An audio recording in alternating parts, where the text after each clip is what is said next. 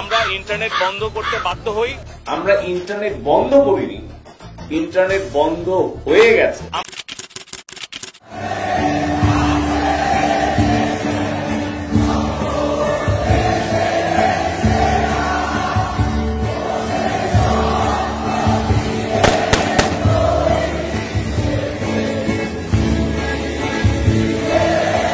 ইতিহাসে কিছুদিন আছে যেগুলো বইয়ের পাতায় লেখা থাকে, আর কিছুদিন আছে যেগুলো মেমের পাতায় লেখা থাকে। 2024 সালের জুলাই বাংলাদেশের ইতিহাসে ভিপিএন মাস নামে নতুন করে পরিচিত। কারণ এই মাসে সরকার বুঝে গেল ছাত্র জনতার মুখ বন্ধ করা সহজ, কিন্তু ইন্টারনেটের মুখ বন্ধ করা ততটা সহজ না। ওই যে বাঙালি বলে কথা, শুরু হয় ভিন্ন পন্থা। সরকার ইন্টারনেট বন্ধ করে চালায় হত্যাযজ্ঞ, ছাত্র জনতা মোড় নিল ভিন্ন পথে। তবে শুরুটা হয় মুক্তিযোদ্ধা কোটার ইস্যু থেকে।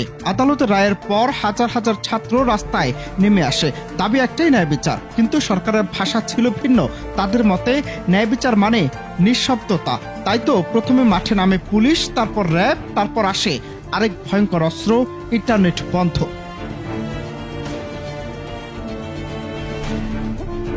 সেদিন হঠাৎ করে দেশের ইন্টারনেট নিজে নিজেই বন্ধ হয়ে গেল। হ্যাঁ, আপনি ঠিক শুনছেন।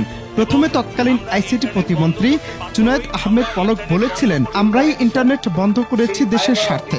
কিন্তু কিছুক্ষণ পরে সে কথার ইউটার্ন। মন্ত্রী বললেন, না না, পানি ঢুকে গিয়েছিল, তাই ইন্টারনেট নিজে নিজেই বন্ধ হয়ে গিয়েছিল। কি মধুর সংহতি! মানুষ বলল উপরে পানি, নিচে ছাত্র, মাঝখানে ভিপিএন। ইন্টারনেট বন্ধ, সমস্যা নেই। দেশের মানুষ তো আর থেমে থাকার জাতি না। মুহূর্তে ছড়িয়ে পড়ল ভিপিএন এর মধুময় সুবাস। ভিপিএন ভিপিএন কোথায় পাবো ভাই? হাতে মোবাইল, কানে হেডফোন, আর মুখে একটাই কথা, ব্রাদার কানেক্টেড আছি।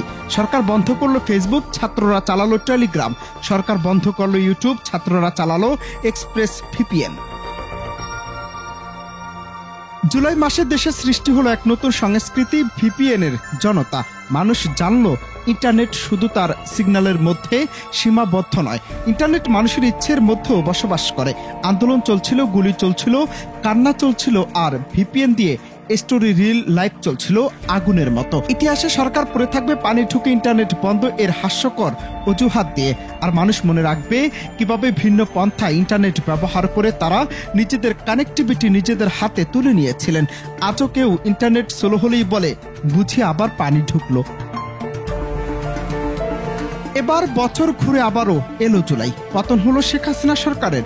আজ গণহত্যা, গুম খুন আর মানবতা বিরোধী অপরাধে আওয়ামী লীগের রাজনৈতিক কার্যক্রম নিষিদ্ধের পর তাদের নিবন্ধন স্থগিত করেছে নির্বাচন কমিশন।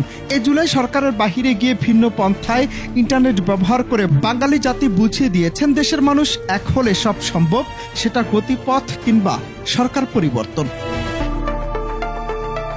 অনন্ত হাসান মাসুদ, বাংলা টিভি।